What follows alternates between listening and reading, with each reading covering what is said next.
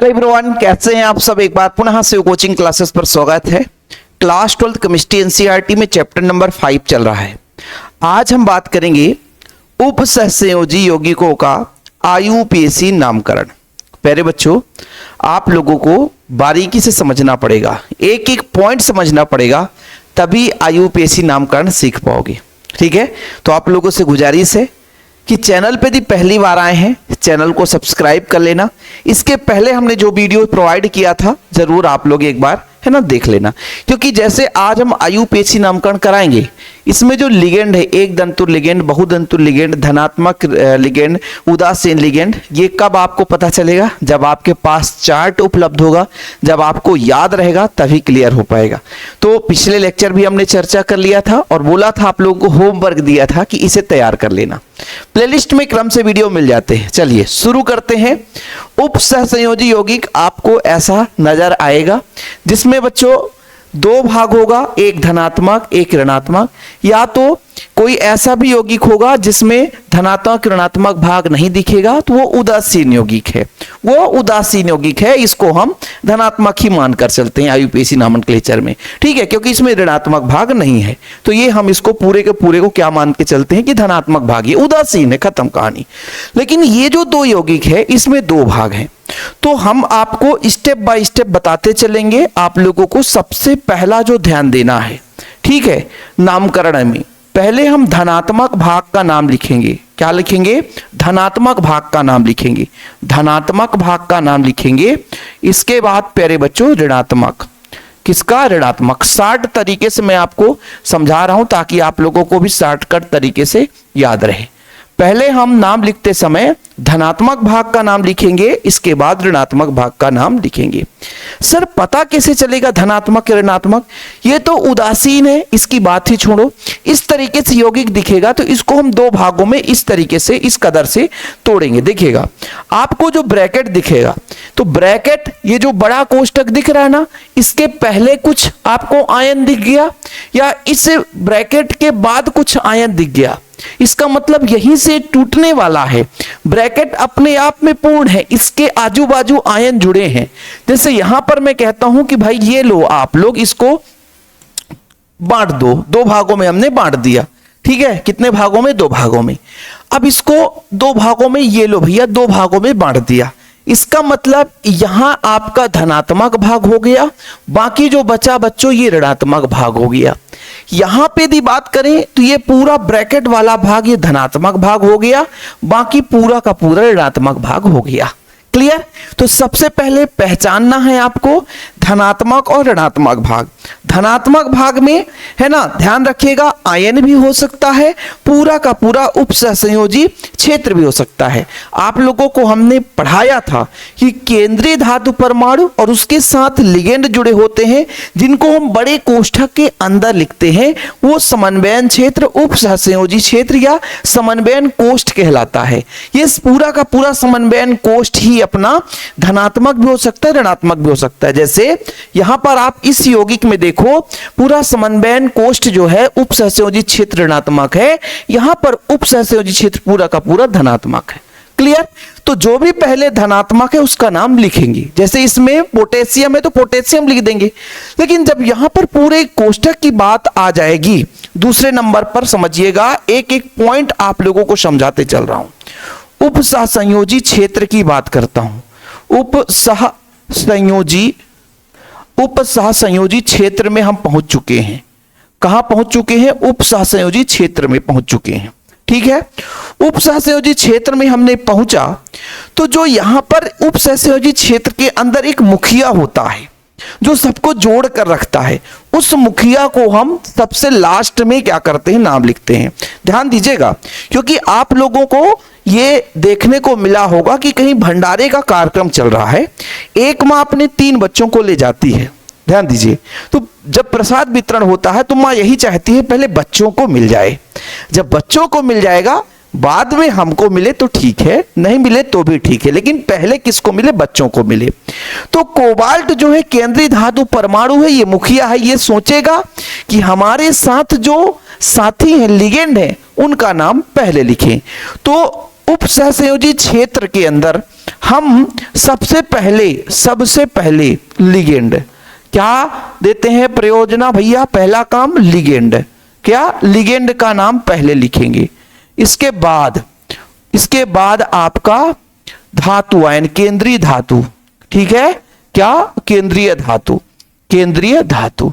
ये रूपरेखा तैयार कर रहा हूं, आपके माइंड में भी ये मैप बन जाएगा कि जब भी हम एक बड़े कोष्ठक के अंदर का नाम लिखना शुरू करते हैं तो पहले हम लिगेंडों का नाम लिखते हैं, इसके बाद केंद्रीय धातु परमाणु की बात करते हैं, ठीक है। चलो अब जब हम बात किए कि लिगेंड, तो लिगेंड में भी बच्चों धनात्मक ऋणात्मक है ना, उदासीन लिगेंड होते हैं, लेकिन इसमें धनात्मक ऋणात्मक उदासीन नहीं ध्यान देते, बल्कि उसको हम अल्फाबेट के आधार पर, किसके आधार पर, हम शुद्ध हिंदी लिखते हैं बच्चा लोग, अल्फाबेट, क्या अल्फाबेट, लिगेंडों का नाम लिखते हैं तो अल्फाबेट के आधार पर, अल्फाबेट का मतलब क्या हुआ, जो ABCD में पहले आएगा। जैसे यहां पर कार्बोनेट है, एमीन है, तो कार्बोनेट अपना C से शुरू होता है, एमीन जो है बच्चों A से शुरू होता है, तो पहले हम टेट्रा एमीन लिखेंगे, ठीक है, इमीन नहीं है, एमीन है, AMINE। तो अल्फाबेट का विशेष ध्यान देना पड़ेगा। ओके सर, इतना क्लियर, हर बच्चे को इतना क्लियर हो गया। चलो आगे एक एक पॉइंट आपको समझाते चलूंगा, थोड़ा साथ देना पड़ेगा अंत तक। जब हम अल्फाबेट के आधार पर नाम लिख तो लिए, लेकिन इनकी संख्या एक दंतुर लिगेंड है, समझिएगा, एक दंतुर लिगेंड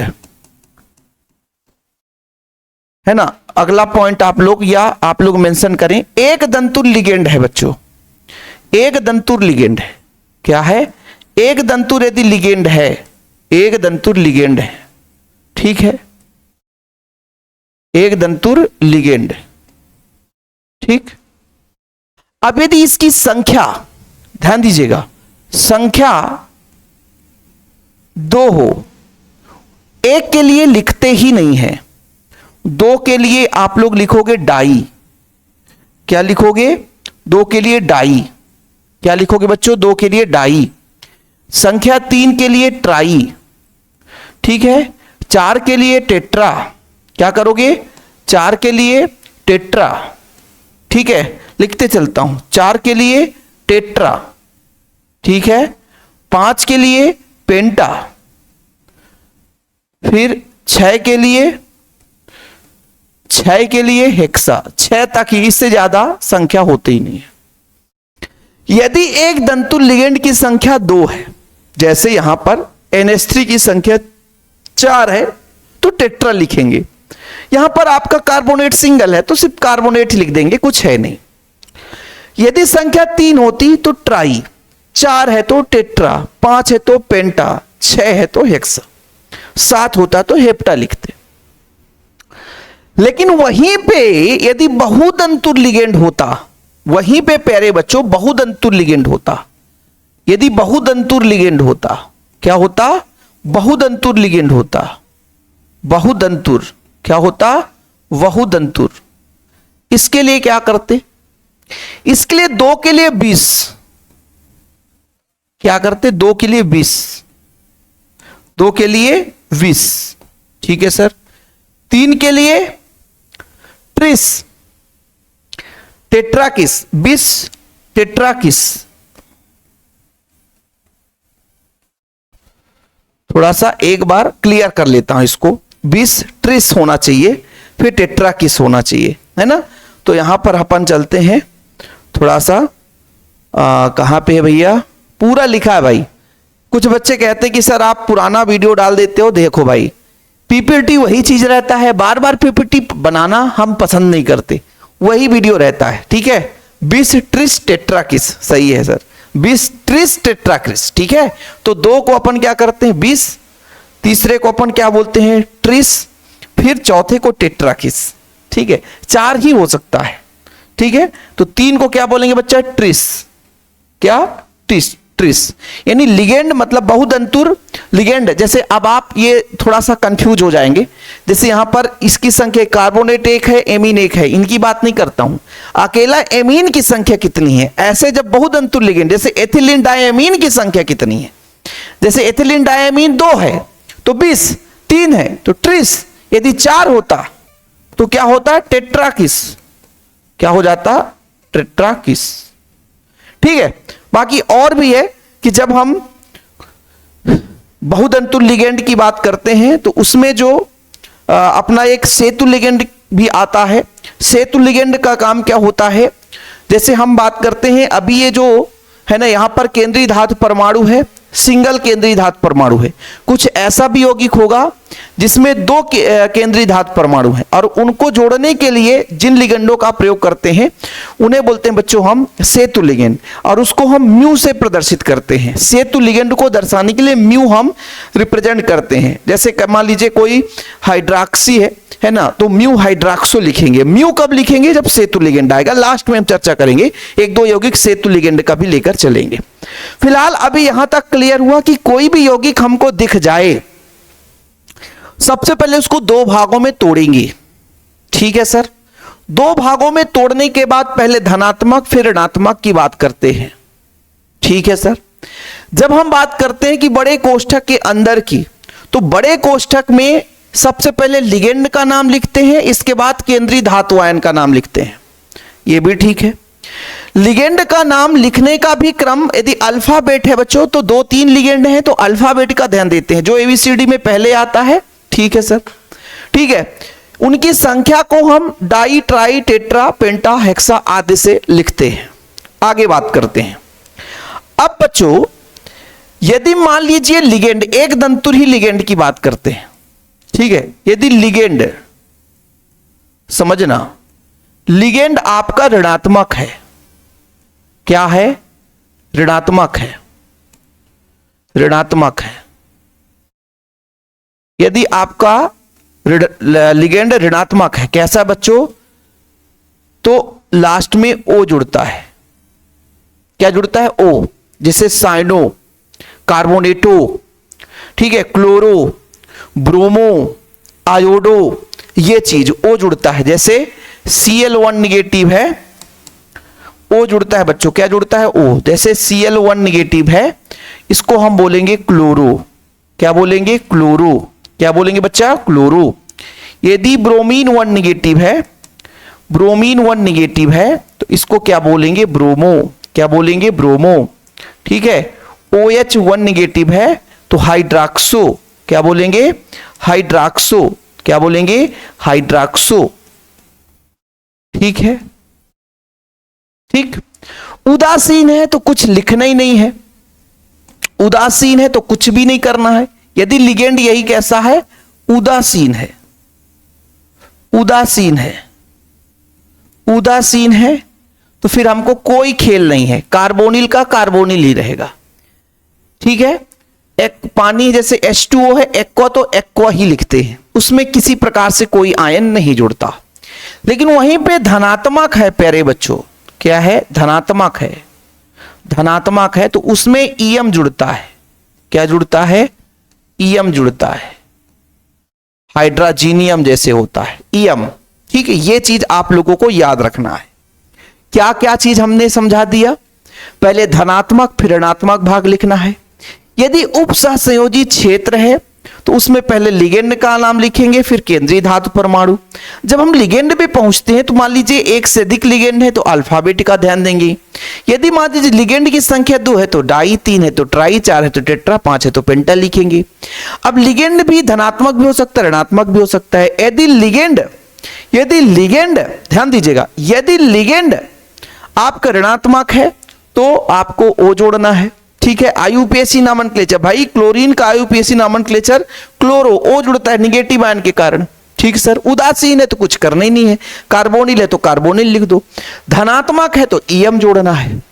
आप लोगों को वो चार्ट याद रखना पड़ेगा एक दंतुर लिगेंडों की, तभी आप एग्जाम में इसको कर पाएंगे। और इसके लिए मैंने बोला है बच्चों की नोट्स यदि आप ले लेते हैं तो नोट्स में बढ़िया चार्ट बना दिया हमने, और नोट्स के लिए मात्र 100 रुपए, ज्यादा आपको पेमेंट भी नहीं करना है। ठीक है। ज्यादा आपको पेमेंट भी नहीं करना है। और आज का क्लास लंबा चलेगा भाई। ठीक है। आज का क्लास लंबा चलेगा। जो बच्चा यदि बीच में छोड़ना चाहता है तो छोड़ सकता है, क्लास में आज लंबा चलने वाला है। चलो सर, अब देखो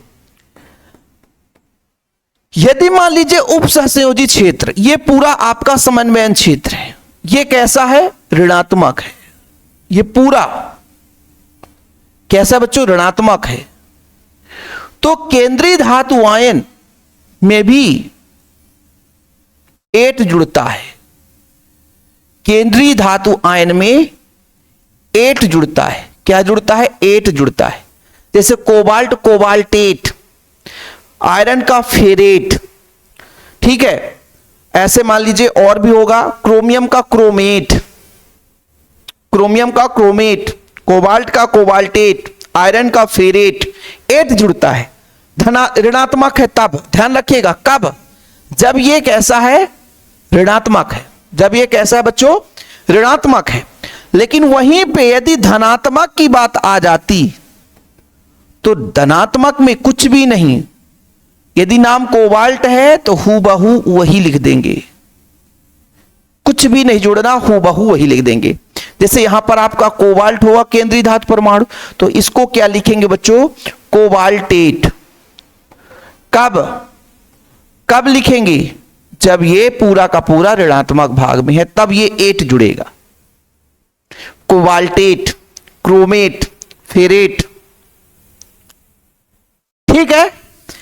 कि उप सहसंयोजी क्षेत्र भी समन्वयन कोष्ठ, समन्वयन क्षेत्र यदि पूरा ऋणात्मक है तो उसमें भी केंद्रीय धातु परमाणु का नाम लिखने में ध्यान रखना पड़ेगा। यदि ऋणात्मक है, यदि ऋणात्मक है तो 8 जुड़ेंगे, और भैया उदासीन या धनात्मक है तो कुछ भी नहीं जोड़ना। ओके सर, चलो आक्सीकरण जो संख्या है, आक्सीकरण संख्या कैसे निकालेंगे वो भी हम बताएंगे। आक्सीकरण संख्या, आक्सीकरण संख्या निकालना सिखाएंगे, चिंता ना करो। आक्सीकरण संख्या केंद्रीय धातु आयन के बाद में रोमन अंक से लिखा जाता है। केंद्रीय धातु आयन, केंद्रीय धातु आयन के बाद रोमन अंक, किससे? रोमन अंक या रोमन संख्या, रोमन संख्या से लिखा जाता है, ठीक है। आक्सीकरण संख्या, ओके, ठीक है। और भैया आक्सीकरण के बाद कोई ऋणात्मक आयन है उसको जोड़कर लिख देते हैं। जैसे सर समझ में नहीं आया, जैसे यहां पर आपका नाइट्रेट है तो आक्सीकरण संख्या के बाद लिखेंगे, क्योंकि ध्यान देना है कि आक्सीकरण संख्या हमेशा केंद्रीय धातु परमाणु के बाद ही आएगा। क्योंकि यहां पर आप देखो, जब पूरा उप सहसंयोजी क्षेत्र का नाम लिखोगे तो पहले इसको लिखोगे, लास्ट में इसको लिखोगे, तब ना इसको लिखोगे, क्योंकि धन का पहले पूरा लिख लोगे।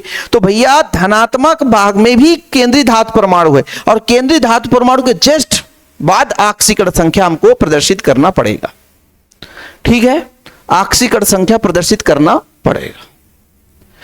चीजें क्लियर होती चल रही है भाई, एक एक पॉइंट।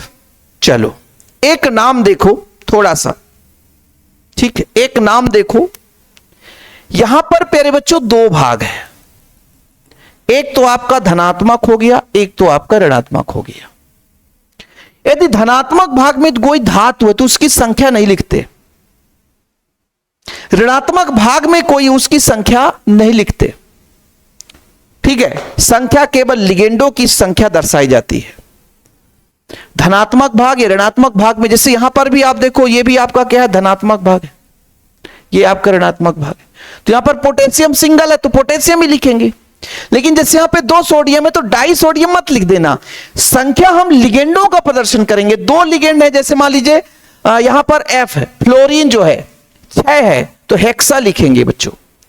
सबसे पहले हमने कहा धनात्मक भाग का नाम लिख दो, तो धनात्मक भाग का हम नाम लिख देते हैं सोडियम।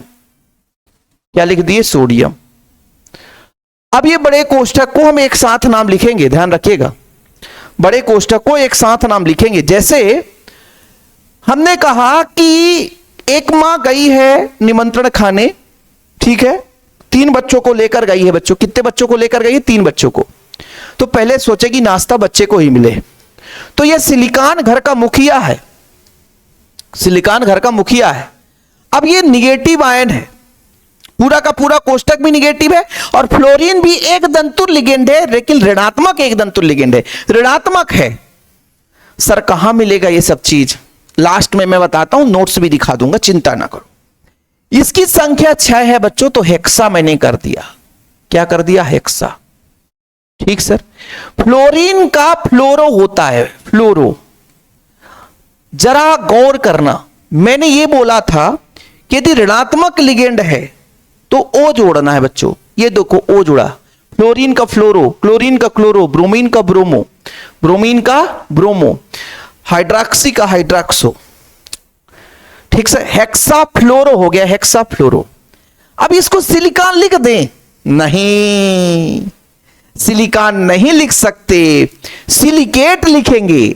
सर ये तो बड़ा खतरनाक आप बता रहे हो, सिलिकेट क्यों लिख दिया सर आपने? सिलिकेट लिखने का कारण यह है कि मैंने कहा कि यदि केंद्रीय धातु परमाणु ऋणात्मक है तो उसमें 8 जुड़ता है, इसलिए सिलिकॉन ना लिख करके बच्चों सिलिकेट लिखते हैं, 8 जोड़ दिया हमने। वाह यार, मतलब धनात्मक भाग में सोडियम था, इसकी संख्या लिखनी नहीं है, लिगेंड की संख्या हेक्सा है, 6 है, तो हेक्सा फ्लोरो कर दिया, सिलिकॉन का सिलिकेट कर दिया। ऑक्सीकरण संख्या हमारा यहां पे 4 निकल कर आएगा। उसके बाद इधर कुछ और है नहीं है तो बस छोड़ दो। ओके, ऑक्सीकरण संख्या कैसे निकाली हमने? सोडियम का होता है +1, सही है, इसकी संख्या 2 है धन। सिलिकॉन का हमें ऑक्सीकरण संख्या निकालना है, फ्लोरीन का होता है -1, इसकी संख्या 6 है। टोटल योग होता है 0। 2 1 कम 2 धन x, 6 1 कम 6 बराबर 0, तो x - 4 बराबर 0, तो x बराबर आपका +4, और यही +4 रोमन अंक से लिखा जाता है। क्लियर? जितनी बार आप प्रैक्टिस करोगे उतना मजा आएगा। एक बार यदि आप कहोगे कि सर पार्ट 2 भी लाओ, तो पार्ट 2 भी आ जाएगा, लेकिन इसके लिए आप लोगों को बताना पड़ेगा कि सर हमें पार्ट 1 में थोड़ा कम समझ में आया, और भी आप एक क्लास ला दो। ठीक है, यहां पर देखते हैं 2 भाग हमने लिया। पहले तो पोटेशियम लिख दिए, क्या कर दिया अपन ने? पोटेशियम लिख दिया। ठीक है सर, ये धनात्मक भाग है, तो धनात्मक भाग का नाम पहले लिखना ही लिखना पड़ेगा, किसी को कोई शक नहीं। अब हमारा पूरा उप सहसंयोजी क्षेत्र ऋणात्मक है, लेकिन इसमें अब 3 लिगेंड आ गए। 3 लिगेंड आ गए बाबू। कितने लिगेंड आ गए? 3 लिगेंड। ठीक है, अब 3 लिगेंडों में मैंने बताया था अल्फाबेट को ध्यान में रखना पड़ेगा। जो अल्फाबेट में पहले आएगा उसको हम पहले लिखेंगे। ठीक है, जो अल्फाबेट में पहले आएगा, तो थोड़ा सा यहां पे मैं आपसे कह दूं कि ये कार्बोनिल है, ये नाइट्रोसिल है, ये साइनाइड है, साइनो सी से होगा, कार्बोनिल भी अपना सी से होगा, कार्बोनिल साइनो, तो कार्बोनिल Ca तो पहले आएगा, साइनो S/C/, तो C/ बाद में आएगा, नाइट्रोसिल सबसे लास्ट में आएगा। ठीक है, ध्यान दीजिएगा, सबसे पहले कार्बोनिल आएगा, तो यहां पर लिखोगे डाई कार्बोनिल। डाई कार्बोनिल क्या लिखोगे बच्चों? Di carbonyl.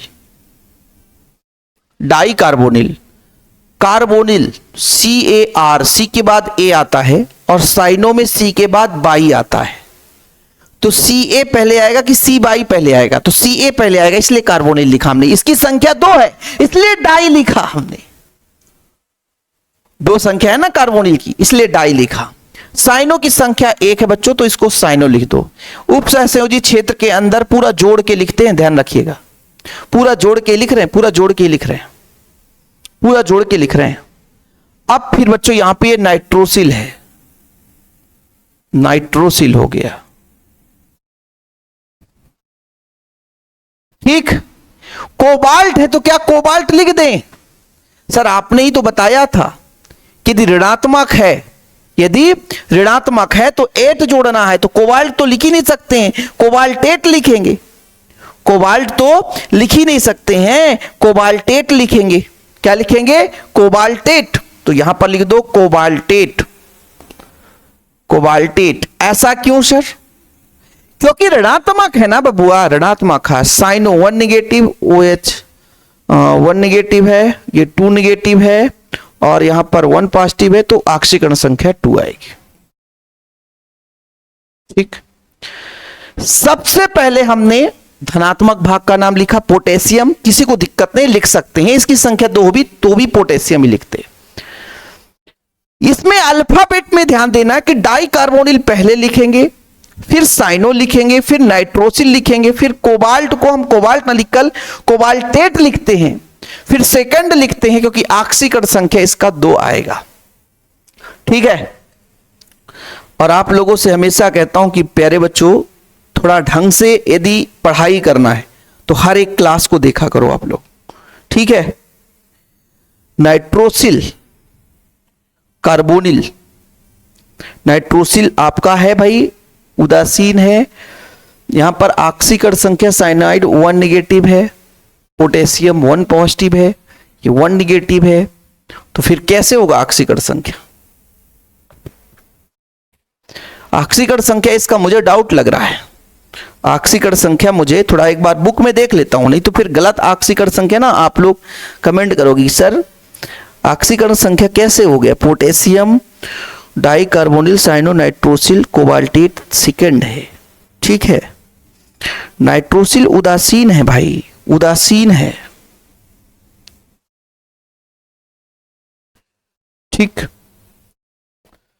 इसका ऑक्सीकरण संख्या मैं निकालता हूं, आप लोगों को देखिएगा, मैं दिखाता हूं आप लोगों को कैसे निकालना है। टोटल का योग 0 होता है, टोटल का योग 0 होता है। जैसे पोटेशियम का अपना 1 होता है, ठीक है, पोटेशियम का 1 हो गया भाई। कोबाल्ट है X करो, साइनाइड का 1 निगेटिव होता है, 1 निगेटिव होता है। ये आपका कार्बोनिल है, उदासीन है, नाइट्रोसिल भी उदासीन है, तो 1 1 2 नहीं होगा बल्कि 0 हो जाएगा, बराबर में 0 करेंगे। देखो ना जरा, आयन होता, आयन भी नहीं इसमें, तो 1 1 0 होता है, X अक्कल 0 हो जाएगा। मैंने 1 1 2 कर दिया था, इसलिए आप लोगों को यहां पर ऑक्सीकरण संख्या नहीं आ रहा तो 0 कर लो। यदि यहां पे कुछ और तरीका है, कुछ यौगिक में थोड़ा इधर उधर है तो हो सकता है अलग, कुछ बच्चे कमेंट कर सकते हैं लास्ट में। ठीक है, और भी कई सारे यौगिक देखेंगे तो क्लियर हो पाएगा, डाउट क्लियर हो पाएगा। थोड़ा 2-4 यौगिक और देखेंगे, जैसे इन्हीं का नाम देखते हैं बच्चों, इन्हीं का देखते हैं। ये आपका पोटेशियम है, देखो जरा यहीं पे देखते हैं ना, यहीं पे आ जाएगा ना, देखो जरा ये पोटेशियम है, K3Fe सर ले लो ना, K3 है, Fe है, C2O4 है का होल थ्राइस है, और आयन भी है क्या? नहीं है। चलो इसमें अपन सबसे पहले 2 भाग करेंगे, 2 भाग करेंगे। एक तो आपका धनात्मक भाग होगा, ठीक है सर, और दूसरा ऋणात्मक भाग हो गया, ठीक है सर। पोटेशियम की संख्या कितनी है? कोई दिक्कत नहीं है, आप पोटेशियम ही लिख दो। क्या कर दिया? पोटेशियम ही लिख दिया। ओके सर, पोटेशियम ही लिख दिया, पोटेशियम ही लिख दिया ना। चलो यहां पर देखो भाई, ये ऑक्सलेट है C2O4, सॉरी O4 है, ये अपना ऑक्सलेट है। और ऑक्सलेट आयन जो है वो कैसा है बच्चों? वो द्विदंतुर लिगेंड है, और द्विदंतुर लिगेंड बहुदंतुर लिगेंड के लिए हमने बोला था बिस ट्रिस टेट्राकिस, ये चीज आप लोगों ने पढ़ा होगा। ठीक है, लेकिन यदि द्विदंतुर में यदि हम बात करें कि जैसे आप लोग द्विदंतुर लिगेंड है ये अपना, तो यहां पर ऐसा भी लिख सकते हैं 20 2 है कि ट्रिस है, ट्रिस ट्रिस हो गया। ऑक्सलेट आयन है, बहुदंतुर लिगेंड है। ठीक है, देखो जरा हमने यहां पर लिखाया था, आप लोग देखो कि बहुदंतुर में 2 के लिए 20, 3 के लिए ट्रिस और 4 के लिए टेट्राकिस। ठीक है, तो पोटेशियम ट्रिस ऑक्सलेटो निगेटिव होता बच्चों, निगेटिव होता है तो ऑक्सलेटो हो जाएगा, ट्रिस ऑक्सलेटो। फिर आपका आयरन को आयरन नहीं लिखेंगे, निगेटिव के कारण फेरेट लिखेंगे। ठीक है, 3 दूना 6, 6 में 3 घटेगा तो 3 आ जाएगा। ये इसका ऑक्सीकरण संख्या हो गया, फिर 8 हो गया। कुछ बुक में इसको ट्राई भी लिख देते हैं, लेकिन हम बहुतंतु लिगेंड मान करके इसमें हम बिस का प्रयोग करेंगे, ट्रिस का प्रयोग करेंगे बच्चों, क्योंकि आप लोगों ने पढ़ा है कि बहुतंतु लिगेंड के लिए हम बिस, ट्रिस, है ना, इसका प्रयोग करते हैं। लेकिन यदि कुछ बुक में ट्राई लिखा रहे तो आप लोग परेशान मत होना, परेशान मत होना, ठीक है, याद रखिए आप लोग। ऑक्सीकरण संख्या कैसे निकाला हमने, देखा बच्चा, 3 पोटेशियम है और 1 पोटेशियम का +1 होता है, ठीक है सर। आयरन का X हो गया, इसका 3 संख्या और 1 का होता -2, -2 होता, ऑक्सलेट 2 आयन होता है, -2 होता, इक्वल 0। ये कहां समझ में आएगा सर, ये आप लोगों को कहां समझ में आएगा, तो ये आप लोगों को पहले लेक्चर में देखना होगा नोट्स के। यदि आपके पास बुक है तो आयन आपको मिल जाएंगे। 3 1 कम 3 धन x 3 दूना 6 इक्वल 0, तो x - 3 इक्वल 0, x इक्वल आपका +3। रोमन अंक से हम इसको प्रदर्शित करते हैं, इस तरीके से इनका हम नामकरण करते हैं। देखो बच्चों, इसको मैं बोलता हूं कि कुछ बुक में ट्राई भी लिखा रहेगा, लेकिन मैं ट्रिस क्यों कर दिया, मैं ट्रिस क्यों कर दिया, मैं ट्रिस क्यों कर दिया, क्योंकि ये बहुदंतुर है, द्विदंतुर है ना, क्या है, द्विदंतुर है, द्विदंतुर लिगेंड है, 2 धाता परमाणु इसमें होते हैं, ठीक है, क्लियर।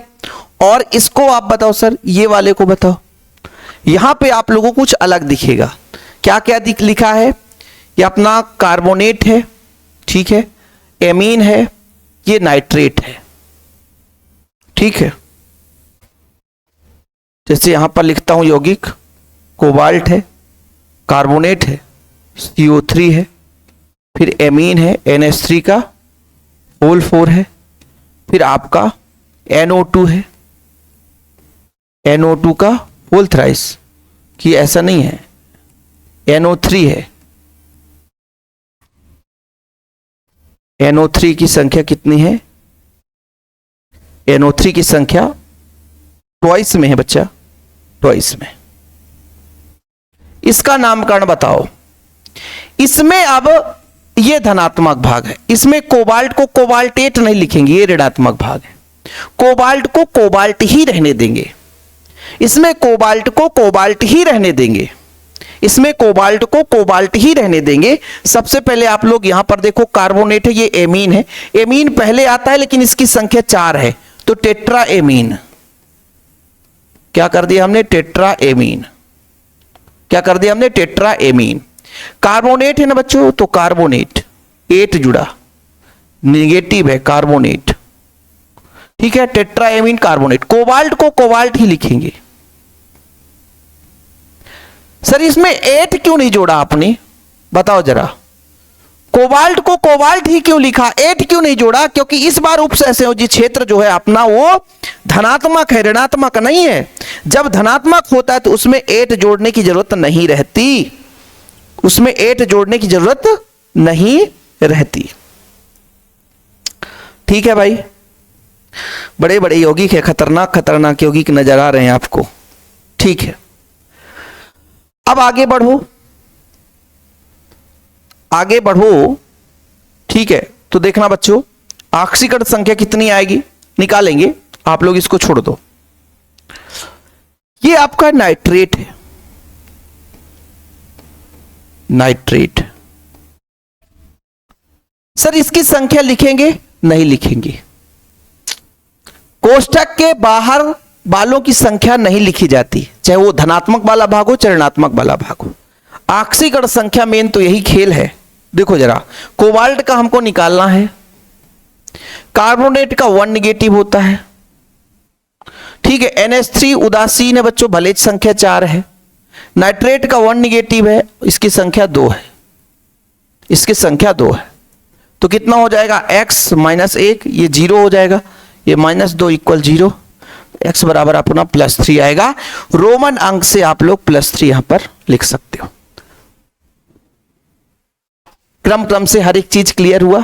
चलो थोड़ा सा एक बार हिंदी पढ़ लो यार, है ना। एक बच्चे का कहना कि सर पूरे वीडियो पुराने डालते हो, ये भाई PPT पुराना ही है, तो परेशान मत होना। आयनों का नाम लिखते समय पहले धनायन लिखते हैं बच्चों, फिर ऋणायन लिखते हैं, और नाम के संकुल भाग का एक साथ एक शब्द के रूप में वर्णमाला के छोटे क्रम में लिखा जाता है। इंग्लिश में लिखेंगे तो छोटे क्रम में लिखेंगे, पूरे कोष्ठक का नाम एक साथ लिखेंगे, पूरे कोष्ठक का नाम एक साथ लिखेंगे। Okay sir. दूसरा पॉइंट, कोष्ठक के अंदर जब नामकरण करते हैं बच्चों तो सबसे पहले अपन क्या करते हैं, लिगेंड का नाम लिखते हैं, फिर केंद्रीय धातु परमाणु का नाम लिखते हैं, और ऑक्सीकरण संख्या को धातु परमाणु के ठीक बाद लिखा जाता है। यह भी आपको समझाया। यहां पर आप लोगों ने देखा ना कि हम क्या कर रहे हैं, ऑक्सीकरण संख्या क्या करते हैं, लास्ट में लिखते हैं। ऑक्सीकरण संख्या केंद्रीय धातु परमाणु के जस्ट, है ना, यहां पर ऑक्सीकरण संख्या केंद्रीय धातु परमाणु के जस्ट बाद, ऑक्सीकरण संख्या केंद्रीय धातु परमाणु के जस्ट बाद लिखा जाता है। जब हम लिगेंड के अंदर आ जाते हैं तो लिगेंड में अल्फाबेट से लिखते हैं बच्चों, अल्फाबेट। अल्फाबेट अल्फाबेट में ऋणात्मक लिगेंड है तो ओ जोड़ते हैं, उदासीन में कुछ नहीं जोड़ते हैं, धनात्मक लिगेंड है तो ईएम जोड़ते हैं। ये आपको मैंने बताया। वहीं पे कुछ ऐसे भी आपके लिगेंड होते हैं जो कि कार्बनिक लिगेंड होते हैं, उनके साथ नाम सहित लिखा जाता है, संकेत भी। जैसे बच्चों यहां पर आप लोगों को ट्राइफेनिल फास्फिन है ना, थायोयूरिया, फिर अपना एथिलीन डायमीन, क्या लिखा है, कार्बनिक लिगेंड उसके अपने ही नाम लिखे जाते हैं। कहने का तात्पर्य डायरेक्ट हूबहू लिख देते हैं। जैसे ये थायोयूरिया तो थायोयूरिया लिख देंगे, है ना, एथिलीन डायमीन तो उसको एथिलीन डायमीन लिख देंगे, है ना, ट्राइफेनिल फास्फिन तो ट्राइफेनिल, जो जैसा है उसको हूबहू ऐसे लिख देते हैं। ठीक है सर। अगला, लिगेंड के नाम लिखने का क्रम अल्फाबेट के आधार पर लिखा जाता है। Okay sir. पूर्व लग्न में हमने बोला था कि यदि एक दंतुल लिगेंड है उसकी संख्या को व्यक्त करने के लिए डाई, ट्राई, टेट्रा आदि का प्रयोग करते हैं। बहुदंतुल लिगेंड है तो फिर हम बिस, ट्रिस, टेट्रा किसका प्रयोग करते हैं। ठीक है। समूहों को छोटे कोष्ठक में बिना हाइफन में लिखा जाता है। देखो जरा फिर समझ लेना, एक दंतुल की लिगेंड की संख्या को प्रदर्शित करने के लिए पूर्व लग्न डाई, ट्राई, टेट्रा, एक है तो कुछ नहीं लिखते, मोनो लिखा नहीं जाता, दो है तो डाई, तीन है तो ट्राई, चार है तो टेट्रा, इस तरीके से लिखा जाता है, di, tri, tetra. Okay sir. बहुदंतुल लिगेंड है जिसमें कोई संख्या प्रयुक्त होती है, जैसे डाईपीरिडिल, एथिलीन डायमीन आदि हेतु यदि संख्या 2 है तो 20, 3 है तो ट्रिस, 4 है तो टेट्रा किस आदि का प्रयोग करते हैं। समूहों को छोटे कोष्ठक में बिना हाइफन के लिखा जाता है। मतलब यदि बहुदंतुल है बच्चों तो उसको कोष्ठक के अंदर आप लिख दो तो और अच्छा। जैसे एथिलीन डायमीन है उसको हमेशा कोष्ठक के अंदर लिख देंगे। एक आध यौगिक हम उसका भी उदाहरण दे देंगे। लिगेंड के जुड़ने का बिंदु, वाह, एक ही लिगेंड में उभय दंतुल लिगेंड आप लोगों को पढ़ना पड़ेगा। जैसे SCN है, NCS है, NCS है और NCS है, नहीं SCN है, क्या है, SCN, SCN। यहां दाता परमाणु है, मान लीजिए S है, यहां दाता परमाणु N है, तो फिर अलग अलग, मान लीजिए इसमें कार्बन है, इसमें N है, तो फिर ध्यान देना पड़ेगा कि दाता परमाणु कौन है। जैसे मान लीजिए यहां पर N दे रहा है ना तो N लिखना पड़ेगा साथ में। यदि यहां पर दाता परमाणु S है तो S लिखना पड़ेगा।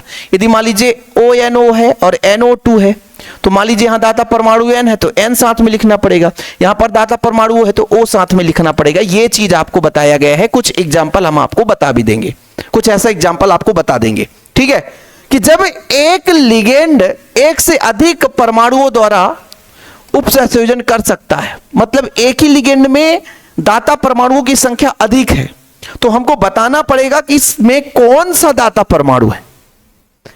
ONO है तो इसमें ये भी दे सकता है, ये भी दे सकता है, ये भी दे सकता है, तो बताना पड़ेगा कि भाई N दे रहा है कि ऑक्सीजन दे रहा है। तो इसके लिए अपन को क्या करना पड़ता है, जैसे थायोसाइनेटो के साथ साथ S लिख देते हैं, नाइट्रिटो के साथ O लिख देते हैं, ONO है, ONO है तो O लिख देते हैं, नाइट्रो है तो फिर N लिख देते हैं। मतलब ये बताने के लिए कि एक ही लिगेंड में दो दाता परमाणु है तो कौन सा दाता परमाणु इसको इलेक्ट्रॉन युग्म दिया है, क्योंकि लिगेंड का काम क्या है, केंद्रीय धातु परमाणु को इलेक्ट्रॉन युग्म देना। तो ये बताना पड़ता है कि कौन सा परमाणु इलेक्ट्रॉन युग्म दे रहा, उसके संकेत को हम व्यक्त कर देते हैं। एग्जाम्पल एक दो हम लेकर चलेंगे, चिंता ना करना।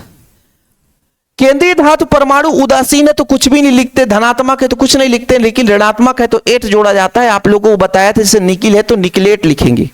ठीक है बच्चों, ये देख सकते हैं आप लोग। जैसे यहां पर ही यौगिक देखो Na4 है, ठीक है, आपका निकिल है, फिर साइनाइड है, ये भी 4 है। अब इस पर आप लोग देखो, सबसे पहले कैसे नामकरण करोगे, इसको सर 2 भागों में बांटोगे, एक धनात्मक एक ऋणात्मक। धनात्मक में सोडियम की संख्या कितनी है इससे कोई फर्क नहीं पड़ता, सोडियम की संख्या कितनी है इससे कोई फर्क नहीं पड़ता, ठीक है। इसकी बात देखते हैं तो यहां पे 4 है बच्चों, तो टेट्रासाइनो, टेट्रासाइनो। निकिल को क्या करेंगे, निकिलेट लिखेंगे, 8 लिखेंगे, और ऑक्सीकरण 0 कहे आएगा कि अब निगेटिव चार्ज पॉजिटिव चार्ज, तो 0 कर देगा। 4 निगेटिव 4 पॉजिटिव, तो 0 हो जाएगा। 4 निगेटिव 4 पॉजिटिव, 0 हो जाएगा। सर नहीं समझ में आया, कोई दिक्कत नहीं है। 4 है, +1 होता है सोडियम का, निकिल का हमको निकालना है, 4 की संख्या है, साइनाइड का 1 निगेटिव होता है, इक्वल 0। साइनाइड 1 निगेटिव कैसे होता है, आप लोग जब एक दंतु लिगेंड देखोगे तब तो आएगा मजा, ठीक। ये 4 + x - 4 = 0, तो x = 0 आ जाएगा, लिगेंड की संख्या आ गई। और कुछ पॉइंट बचे हैं, जी हां, सेतु लिगेंड। अब यहां पर थोड़ा सेतु लिगेंड देख लो आप लोग। सेतु लिगेंड यहां पर प्लेटिनम है, यहां पर प्लेटिनम है, देखो जरा, 2 धातुओं को जोड़ता है तो सेतु लिगेंड है। सेतु लिगेंड के लिए हम म्यू का प्रयोग करते हैं, म्यू का प्रयोग करते हैं, म्यू का प्रयोग करते हैं बच्चों, ठीक है। जैसे आप लोगों को बोलूं कि इसका आप लोग आईयूपीएसी नामनक्लेचर करो, आईयूपीएसी नामनक्लेचर करो। चलो सर यहां से करते हैं, देखो भाई एथिलीन डायमीन है, ये 2 है तो 20 लिखते हैं, और एथिलीन डायमीन को हम कोष्टक के अंदर लिखते हैं। बहुदंतु लिगेंड को एक छोटे से ब्रैकेट के अंदर लिखेंगे, ethylene, ethylene diamine, ethylene diamine.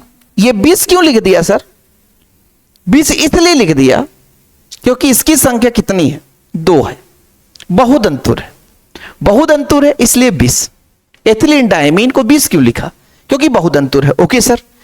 Platinum है तो प्लेटिनम कर दिया, ये धनात्मक है ना, 8 नहीं जुड़ेगा, प्लेटिनम है।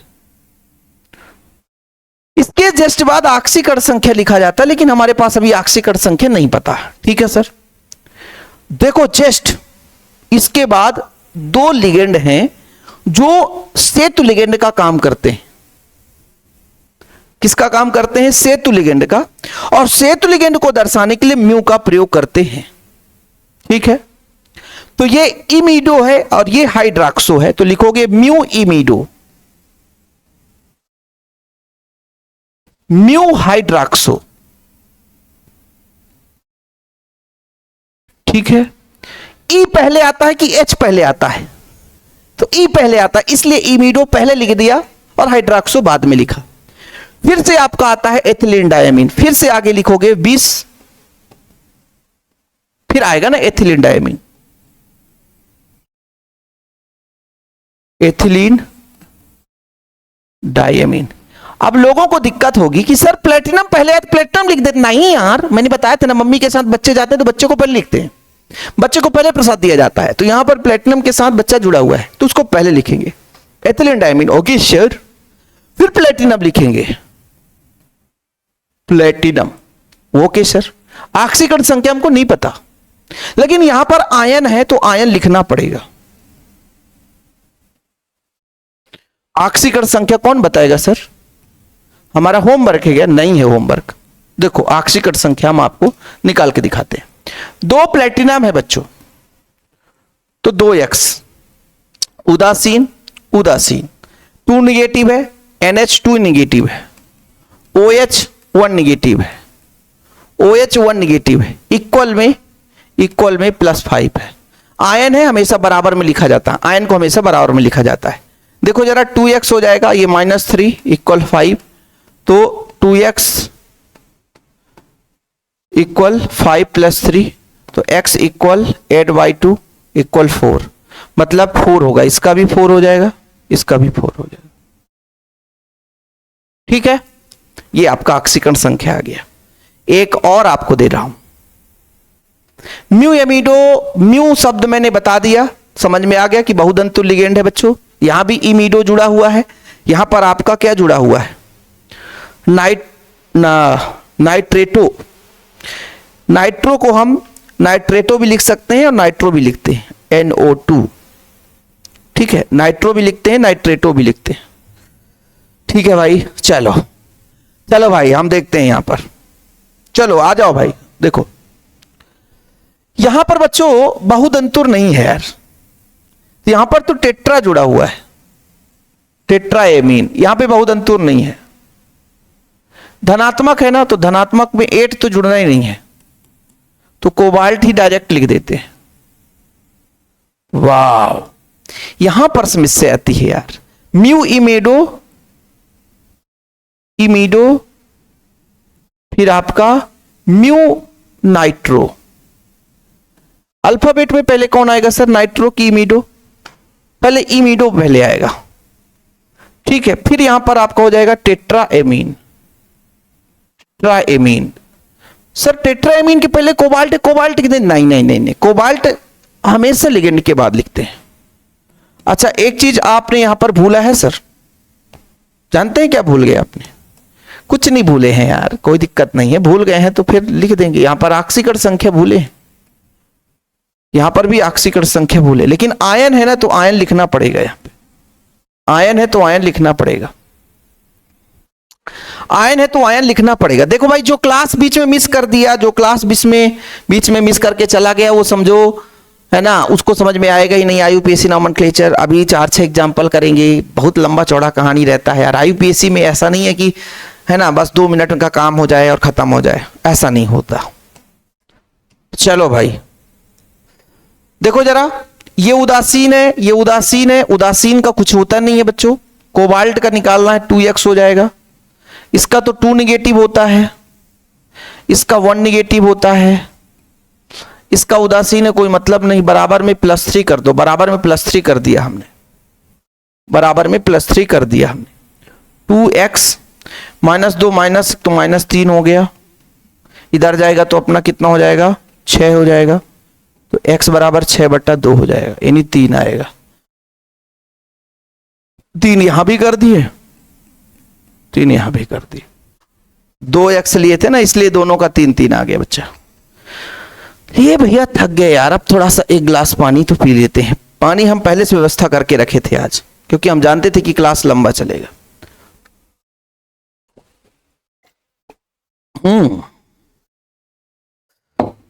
कि क्लास खत्म करें आज,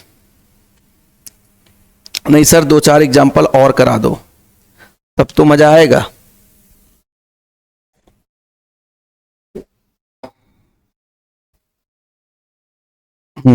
चलो कुछ एग्जाम्पल और कराते।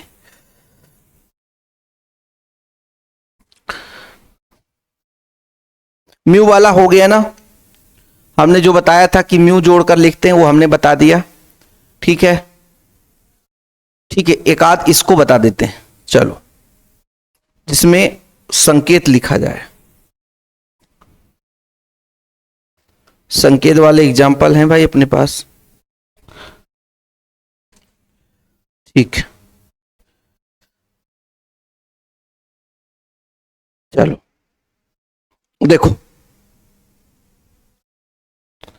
यहां पर बच्चों जिंक है, और जिंक के साथ जुड़ा हुआ है थायोसाइनेट, NCS थायोसाइनेट है। इसकी संख्या 4 है, 1 निगेटिव है। ठीक है, थायोसाइनेट में अपना N जुड़ता है, आइसोथायोसाइनेट में S जुड़ता है।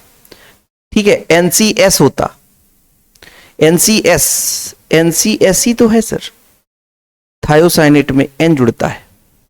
ठीक है, थायोसाइनेट, थायोसाइनेट आइसोथायोसाइनेट, NCS में N जुड़ता है, SCN में S जुड़ता है। चलो ठीक है, ओके। और इसका है 2 निगेटिव, कितना है 2 निगेटिव। चलो भाई देखो जरा, ये आपका 4 है, लिगेंड की संख्या 4 है, तो टेट्रा लिखोगे। ठीक है सर, टेट्रा। ये आपका थायोसाइनेटो है, क्या है, थायोसाइनेटो है। लेकिन इसमें यह नहीं पता चलता कि N जुड़ रहा है कि S जुड़ रहा है। तो इसमें हमेशा थायोसाइनेट की बात करते हैं तो N जुड़ता है, इसलिए N संकेत के रूप में आपको लिखना पड़ेगा। ठीक है, N संकेत के रूप में आपको लिखना पड़ेगा। अब जिंक है, यह धनात्मक है कि ऋणात्मक है, तो यह चिन्ह बताता है कि ऋणात्मक है। और जब ऋणात्मक की बात आ जाती है तो वहां पर केंद्रीय धातु परमाणु के साथ 8 जुड़ता है। तो जिंक के साथ हम जिंक नहीं लिख सकते, क्या लिखेंगे? जिंकेट लिखेंगे। और इसके बाद लास्ट में ऑक्सीकरण संख्या रख दी जाती है। सर ऑक्सीकरण संख्या कैसे निकाला आपने? देखो भाई, जिंक का हमको निकालना है, ये 1 निगेटिव होती है, इसकी संख्या 4 है और बराबर में 2 निगेटिव आयन है ही है। आयन को हमेशा बराबर में लिख करके ऑक्सीकरण संख्या निकाला जाता है। तो x - 4 इक्वल आपका -2, तो x इक्वल -2 + 4, तो x इक्वल आपका +2। ऑक्सीकरण संख्या रोमन अंक से लिख देते हैं। ठीक है, एक और एग्जाम्पल आप बताओ। कैडमियम है, SCN है, ये बच्चों होल 4 इसकी भी है संख्या और 2 निगेटिव है। सेम चीज ये भी है, थोड़ा सा चेंजेस है। देखो भाई, यहां पे कैडमियम है लेकिन यहां पर टेट्रा ही है, लेकिन इस बार थायोसाइनेट नहीं है, आइसोथायोसाइनेट। आइसोथायोसाइनेट, इसमें थायोसाइनेट नहीं है, आइसोथायोसाइनेट, आइसोथायोसाइनेट। लेकिन ध्यान रखना इस बार एस है बच्चों, क्या है? एस है। और कैडमियम है तो डायरेक्ट कैडमियम नहीं लिख सकते, इसमें 8 जोड़ना पड़ेगा, 8 जोड़ना पड़ेगा। तो क्या नाम हो जाएगा? कैडमेट। कैडमेट 8 जोड़ना पड़ता है बच्चों, तो कैडमेट हो गया। और यहां पर आपका फिर से ऑक्सीकरण संख्या 2 ही निकल कर आएगा, सेम ऑक्सीकरण संख्या। ये 1 निगेटिव है, ये आपका, तो आप वही उसी तरीके से सेम निकालोगे कैडमियम का ऑक्सीकरण संख्या। S क्यों लिखा? क्योंकि S यहां पर लिगेंड दाता परमाणु है। N क्यों लिखा? क्योंकि दाता परमाणु N है बच्चों। ठीक है ना? Okay, clear? चलिए एक आध एग्जाम्पल और करते हैं बच्चों आप लोगों के लिए भाई, जो भी हम कराते हैं। जैसे यहां पर आपका क्रोमियम है, H2O है, ठीक है, और इधर अपना Cl3 निगेटिव है, Cl3। वाह, इसमें 2 भाग है, ये धनात्मक है, ये ऋणात्मक है। अब बच्चों इसकी संख्या है 6, तो हेक्सा क्या लिखेंगे? हेक्सा। ये एक्वा है, ये उदासीन है, इसमें कुछ नहीं, एक्वा है तो एक्वा ही लिखेंगे। अब ये धनात्मक होने के बाद क्रोमियम में हम 8 नहीं जोड़ेंगे, तो डायरेक्ट क्रोमियम लिख देंगे। ऑक्सीकरण संख्या 3rd आएगी, बताते हैं कैसे। इधर क्लोरीन है तो क्लोरीन नहीं लिखते हैं, निगेटिव होने के कारण इसको क्लोराइड लिखेंगे। अच्छा सर ये बताइए, क्लोराइड की संख्या लिखी जाएगी? नहीं, हमने आपको बताया है कि कोष्टक के बाहर के आयनों की संख्या हम नहीं लिखेंगे। ऑक्सीकरण संख्या कैसे निकालेंगे? क्रोमियम का X, एक्वा का उदासीन, कोई मतलब नहीं। क्लोरीन का होता है 1 निगेटिव, लेकिन संख्या है 3, संख्या है 3, 1 निगेटिव होता है बच्चों। तो ये खत्म, 0 को कोई मतलब नहीं, x - 3 इक्वल 0, तो x इक्वल आपका +3 आ जाएगा। ऑक्सीकरण संख्या निकल कर आ गया।